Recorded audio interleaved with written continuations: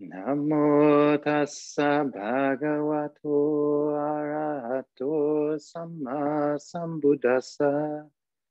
Namo tassa bhagavato arahato samma sambuddhassa. Namo tassa bhagavato arahato samma sambuddhassa. Buddhang Dhammang Sanghang Namasami.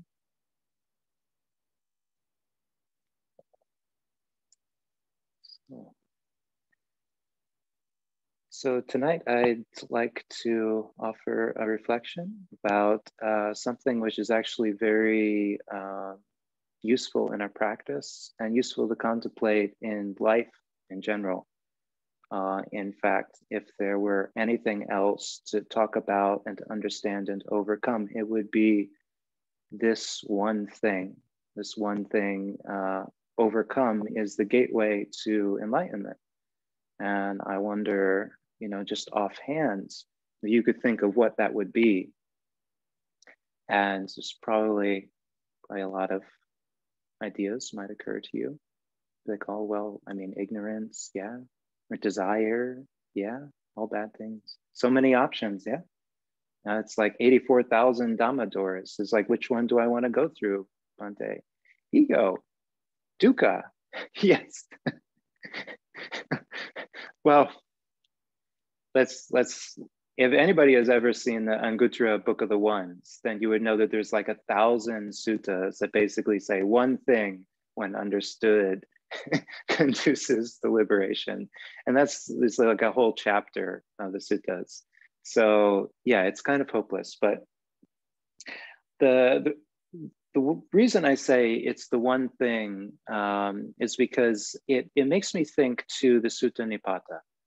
So we have, through the Sutta Nipata, linguistically, scholars have looked at it and can confirm, though somebody who knows the Pali language would already intuit this, but scholars confirm that this is a very old form of the Pali language.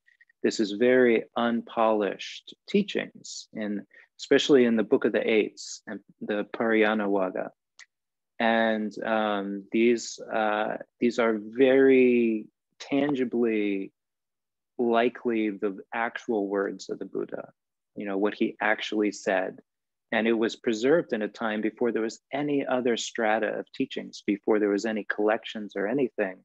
This was basically the first words of the Buddha that were transmitted and carried and memorized. And so very special to us. And what's very interesting when we look at these teachings is we don't see the Four Noble Truths. We don't see the Eightfold Path. We don't see, we don't see the 10 fetters. We don't see the various stages of enlightenment. When we go through these verses and these poems, the oldest strata of teachings, what we see is again and again, the Buddha is encouraging his disciples to avoid one thing, and that is views. So it's very interesting. He likens them to being a snake in your path that you would obviously walk around.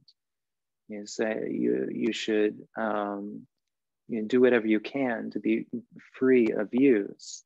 And I think it's very interesting because when we think back to that time, the people that were around the Buddha were already renunciants. They had already been living, they had already renounced the world, they had no possessions, they were living in the forest, they were eating alms food, they were meditating, they were very accomplished meditators. So we have this idea of tanha, and tanha gets broken down into kama tanha, or desire for sensual things. They were already past that. And bhava tanha, the desire to become things. And they were already past that. They had given up, trying to make something of themselves in the world. And then there's vibhava tanha, the desire to try to break things down. And they had even given up that to become Buddhist monastics. They had given up their intense self-mortification, their hate for the body, and their hate for things that they felt were holding them back. And yet still, they were not enlightened. They were free of what we think of as tanha, and yet they were not free. And in fact, they were not yet on the path to freedom. And so this is the danger of views, of viewpoints, of standpoints and philosophies. This is the danger of taking a stand on an idea, is that even if your practice is perfect, if you are attached to an idea, you will not get free, because our ideas feed our thoughts, they feed our speech, they feed our actions. In fact, our view and our standpoints come before everything else. And I ask you, can you think of a single argument you might have gotten into where there were no views involved?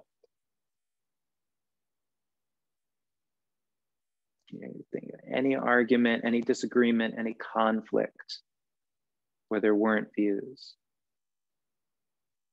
And yeah, you might be like, well, there was this one time, I was, playing with my dog and we got to wrestling, and, then he started to bite me. So I got a little upset at him and we got in a little tussle. But that was a conflict. There were no views involved. He was just being a jerk. I just say, well, that's funny. He was probably thinking that you were being a jerk. And now, could there have been views even there?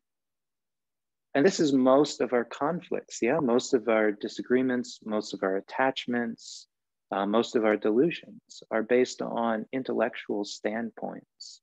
But these things are sometimes so essential that they're utterly invisible to us. If I were to say, like, what is your standpoint on COVID? You would be like, what do you mean? You're just like, well, that's the thing, is like, do you have a standpoint on COVID? It's like, it's out there, right? It's a virus. It kills people. Maybe you don't believe it kills people. Maybe you do.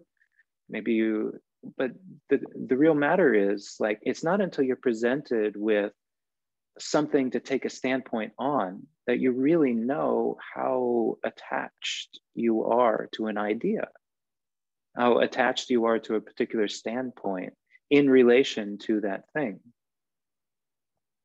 So all of our life is like this. We don't recognize our standpoints until we come up against something where we're inclined to hold on, where we're inclined to, there's something we've decided previously. We've already staked the position, and we feel this other kind of tanha, this other kind of outflow called ditthasava, the outflow of views. And the outflow of views is the first thing that has to go before we can really even begin to work on the path. Because our attachment to views is our attachment to the idea of a permanent right and wrong. And it's funny, there is right view, right? That's part of the Noble Eightfold Path. And yet right view is to know that views are suffering. Knowing that views are suffering, we start to let them go. We start to avoid them. We start to see them as painful, as darts, as tumors. We try to be free of them. But how do you be free of views? And that's the conundrum that we fall in, because it seems when we look out into the world that our entire world is predicated on views. Like, everything is set up. We have to take a standpoint. It's like, I'm either a Democrat or I'm Republican, right? To use an American example, which probably doesn't make any sense to us. But you probably understand that people in agnostic, well, that's how essential it is. We might say political party, but what does the political party stand for? Well, if you really get down into the nuts and bolts of it, you probably don't agree with the political party on every single issue. If somebody says, do you believe in birth control? You'd be like, what? If somebody says, do you believe in vaccines? But well, somebody believe in tax cuts for the rich? You're like, huh? On each point, you may find yourself taking a different standpoint. But then if you tally them up at the end, are you going to be 100% in on this side or 100% on that side? That's the danger of views, is we can tell ourselves that this means I believe this, but we find in particular circumstances, we don't actually believe that, and our view is working against us. Yeah. Well, how do we take no standpoint? How do we do that? And so this is an encouragement to begin to see this at work in our lives. Yeah. So the past few weeks, I've been going around, and here in this part of the country, we have this mix of political groups.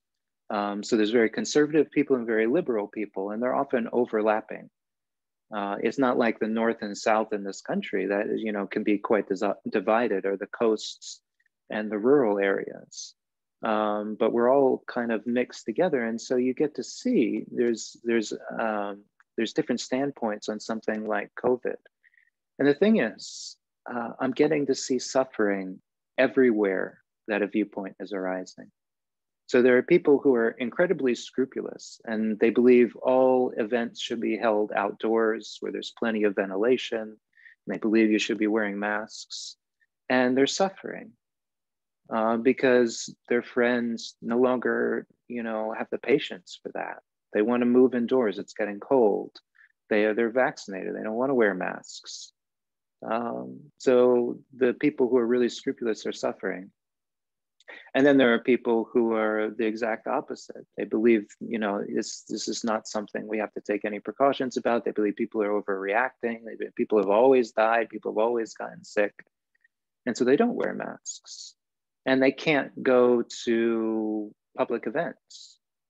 They can't go into the town hall. They can't go into the local meditation group even. They can't go to coffee socials. They can't even go into their own like grocery stores at times without wearing a mask or without being vaccinated. And so they suffer, you know, both sides. You say which side is right and which side is wrong. And you realize that, well, both sides involve suffering. Both sides are becoming pariahs in their own way. And why is that? What is it that is causing that suffering? It's not the reality of COVID necessarily. It is the fact that they're trying to find a permanent answer, a permanent standpoint in relation to that one thing. And that is what a viewpoint is. Well, how do you have no viewpoint about something like COVID? And this is what we find. My friend Alex today, he was reflecting on a particular issue where people were divided, and he's like, "Isn't it so interesting? This is like, there's a lot of us in the middle actually, but we never make the press. You know, people are not talking about us. I think we're actually the majority. Those of us who fall in the middle and who are reasonable, but, you know, careful at times, who might get vaccinated or might not, but don't hold a grudge, don't really care much about it, you know, who are just trying to get by day to day. And that's actually what it looks like to not have a standpoint, is to be in the middle and to not be sensational. To realize that we can't have an exact answer for some things, for anything really. What we're encouraged to do, the way to have no viewpoint, is to start to see the world as impermanent, because the attachment to viewpoints is the idea of permanence somewhere out there in the world. It's like our ideas will, you know, dictate reality. Like things are going to be the same way each time. And I say there's virtually nothing that we can say that about. There's always going to be like this, that it'll always require this kind of response. There are a few things. We can say that killing is always unwholesome. Yeah. So we know that it's just simple causality. It's always going to produce unpleasant results, unwished for results, because it's motivated by greed, hatred, and delusion. Yeah. But now, what kind of response, might a certain situation require? Well, it might actually require things that could be harmful to other beings in certain circumstances, but is that killing necessarily? So say we catch a mouse and we take it far away and we let it go. Now we don't know if it's going to find a home. We don't know if a hawk is going to grab it. We don't know if it'll find enough food. We might have doomed it to a really miserable, existence. We don't know. Is that killing? No, not necessarily. Does that mean we can't catch the mouse? We can't relocate it? Well, it's also damaging our house. It's making a nuisance. It's making our situation worse. And in some ways, if we can live well and take care of people and practice the Dhamma, then we wouldn't want rodents to destroy our house. So even in relation to something that we can say positively, 100% killing is always unwholesome, we can't say that I will never be the cause of something else to die. We can't say that, but a viewpoint is one thing. We just say, never kill. Well, what does it mean to kill? Well, that's what takes some real investigation. And the same way with all things, when we start to get to it, rather than having a viewpoint which tells us what to do in a certain situation, we have to look at each situation with fresh eyes. And this is where all of the factors of the path actually start to come into play. What we realize is when we were relying on a political stance or an ideological stance, is that we weren't using our faith. We weren't using our energy. We weren't using our wisdom. Yeah? We weren't willing to look at the situation based on what was in front of us and to understand it as is. We weren't willing to throw out all of our permanent fixtures and ideas and assumptions and come from a space of maybe I don't have all the answers. Maybe I don't know. Or maybe I'll just have to do what seems like the best thing in this situation. And I said that's where most of us fall most of the time, is somewhere in the middle. But it's easy to overlook. So with the situation of COVID, there's a million varieties of in the middle on this, from this is the worst thing that's ever happened and we need to lock our doors and not come outside, to this is no big deal. It's always been happening. We don't need to change our policies one bit. We'll just let it cull a portion of the population and then we'll be good. Somewhere in the middle, there's a billion varieties of being just a responsible human being. Maybe we don't actually have to worry too much. Maybe there isn't much COVID moving through our environment. Maybe we live in a really rural place, or maybe there's a high population of vaccinated people. We look at the statistics, we might realize, it's maybe, okay, caution isn't that warranted. But maybe if we're living in an inner city, we're interacting with a lot of people, then we realize that even if we would rather not, and it would be unpleasant and uncomfortable, maybe more caution is warranted in a certain situation. And now, more caution might be warranted when going to the gas station, but not warranted when we're sitting in our living room with some friends coming over for dinner. Why? Well, because we can assess, how cautious our friends might have been, and we can ask them, and we can listen for them coughing. And if they cough, then maybe we could ask them about that. And how long have you been coughing? And what's your temperature? And that's what it's like to not assume that just wearing a mask in every situation is going to protect us, more than to assess each situation. So when the Buddha first was gathering up intelligent, wise, energetic people on this planet, and teaching them the Dhamma, he was finding that the one thing that was holding them back was these were really, intent practitioners, but they were basically they were sitting around all day trying to figure out the way the universe worked. Yeah, they were trying to figure out, does it have a beginning? Does it have an end? Is it finite? Is it infinite? You know, where do people go after they die? You know, what's the Tathagata? Does he exist? The enlightened being, do they exist after death, or do they not exist? Or do they both exist and not exist? Do they neither exist nor not exist? And they were sitting and they were spinning their gears all day long. And the Buddha said something really simple. Basically, don't do that. Yeah, because that's short-circuiting your faith, your energy, your mindfulness, concentration, and wisdom. Focus on those.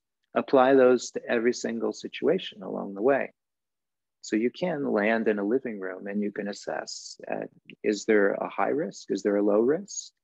If people around you are saying, well, maybe we should wear a mask. Are you attached? Can you put on a mask? Yeah. Just because something is pleasant or unpleasant doesn't mean it's the standard for it should be done. We can look at each situation and we can practice and let go. And now I say this because I've been going through this and I've been seeing suffering here and suffering there, suffering from people who are vaccinated and suffering from people who are unvaccinated, suffering from people who think they're not attached until they're up against somebody who's coughing. And then they get all upset. They get all angry. They get all defensive. And finding that there were even places where I was getting, attached. There's a local meditation group with people I know, and somebody had been exposed to COVID, and so everybody wanted to start wearing masks. And I find myself like, oh, we don't have to wear it. We've never, as the Dhamma is more important. I'm like, look at that. Look at that. So this is what we can do whenever we start to feel that. We think of it as a sort of tanha or thirst or outflow, as something painful. Because this is, in fact, a source of suffering. Having a view is painful. But the important thing to get past views is to start to see that pain and to recognize that since time immemorial, we've been trying to treat that pain with ignorance, with the idea that let's just run to this answer that will solve it for us. It's painful to have to address each situation wisely and considerately. So this is right and that is wrong. But which is more painful in the end? Have we ever spoken an angry word that didn't come from some viewpoint? They attacked me, they abused me, they robbed me. These are Dhammapada, this is a Dhammapada verse. Those who have these thoughts will never be able to still hatred, because hatred is generated from such thoughts. So whenever we find ourselves thinking, am I being respected? Or is this my right? Or should it be this way? There's a view in there somewhere. When we follow it back, there'll be a sense of self, a sense of me, a sense of I. And that's exactly the situation we can practice in. So we can ask ourselves, can I address the situation, allowing that pain, that discomfort to be there? And can I deal with this situation in a way that's flowing? What if I don't have the answer? This is one of the superpowers, actually, of a Dhamma practitioner. This is something that you've probably seen before. And if you have, you've probably been inspired. Yeah. When you see somebody let go. Now, it's one thing to just not be attached, and that's cool too. Like, when something catches on fire and the abbot of the temple is just like, oh yeah, put it out. There's a fire extinguisher over there. Well, they don't get flustered. But there are people who respond to emergencies, and paramedics and police officers and firefighters who know how to not get flustered in a difficult situation. But what's really difficult is when somebody is challenged, yeah? when they're coming to the door and they've been expecting to be able to go in and not have to wear a mask, and somebody is standing there and they're saying, no, you have to wear a mask to come in here. And they say, oh, okay. And they just put on the mask and they go in. It's not comfortable. It's not what they were expecting, but they're able to adjust. They're able to let go.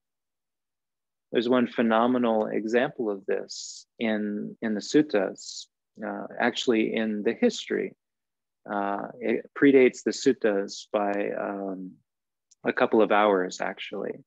So in the first council, the first gathering of monks after the Buddha's passing away, the Venerable Ananda was called in, and he had just attained enlightenment. And he was the one who had memorized all of these teachings that were spoken by the Buddha. But they called him in, and first they had to address some things that he did while he was not enlightened. He had basically made some missteps regarding, well, one, not asking the Buddha to use his psychic powers to stay alive. That was apparently the Sangha felt Ananda's responsibility, and he failed to do it. And so Ananda, he said, I don't really see that as a fault. I don't really see that I did anything wrong there. But then he said something very powerful, something which an enlightened being is capable of doing. Is like, I don't see it as a fault per se, but because it would conduce to harmony of the Sangha, I will confess it as a fault. I will ask for forgiveness, even though I don't see that I did anything wrong. And now I ask you, are you prepared to do that in every situation? Somebody comes up to you and is like, yeah, how could you do this? And can you, if you feel like you didn't do anything wrong, but can you still say, I'm sorry? Yeah. Well, the next time you're presented with that situation, give it a try. It might be strange and new and weird and uncomfortable for a minute, but you might find somewhere in there that taste of liberation. And you might see the look of shock on the other person's face, because that's not how human beings normally respond to unfairness.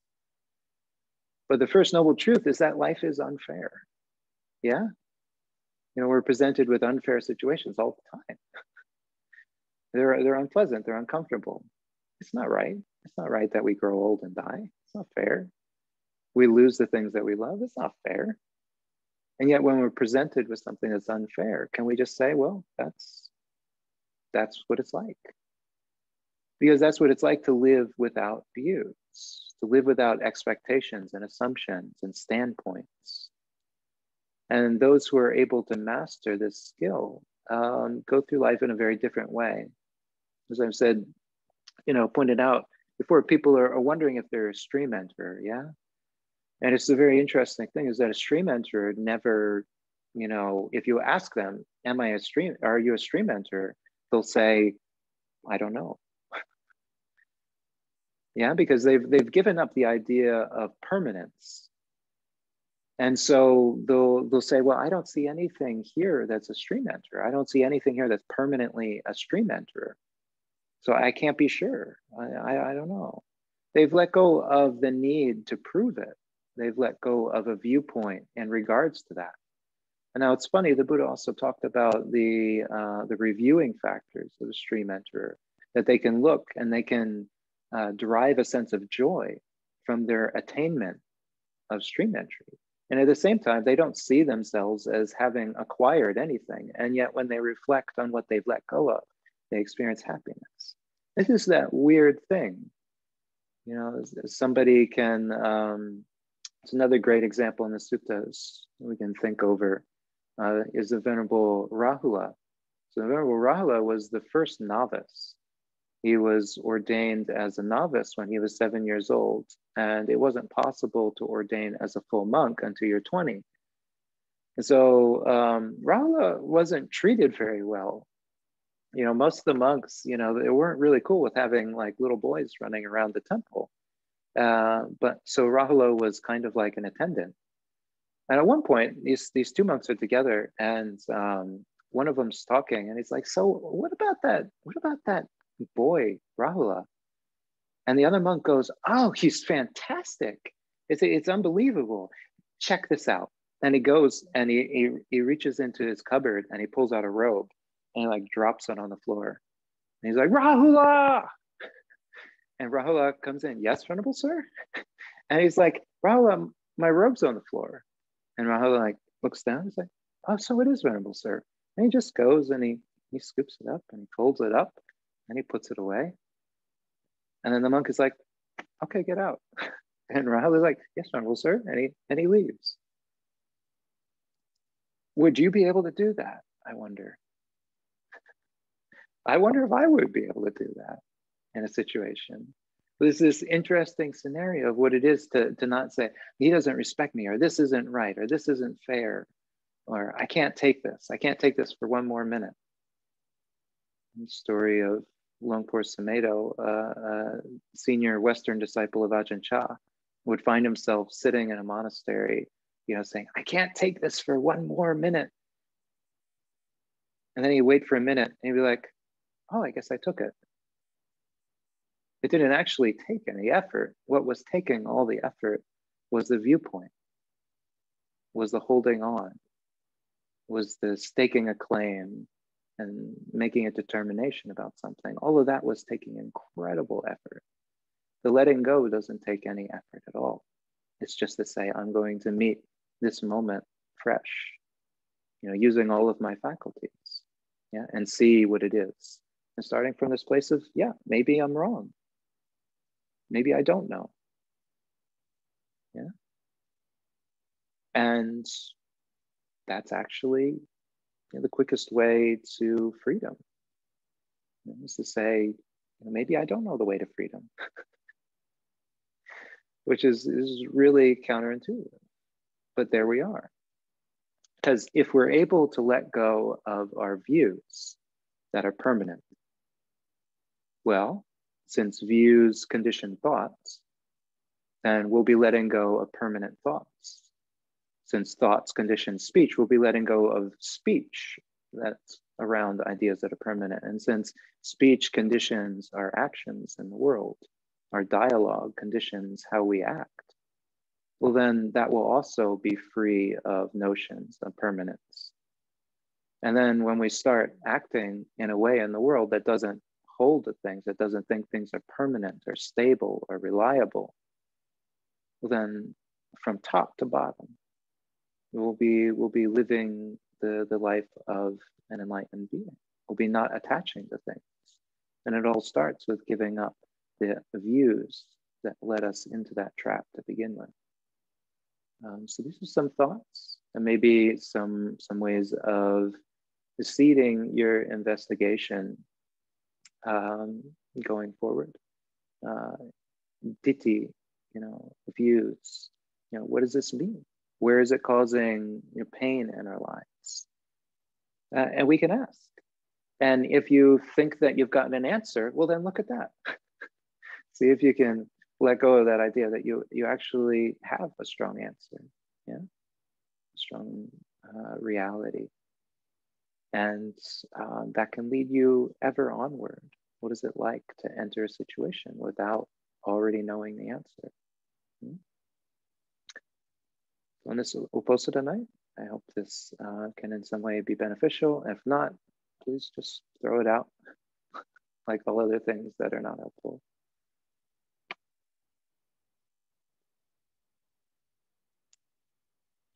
Sadhu, sadhu, sadhu. Okay.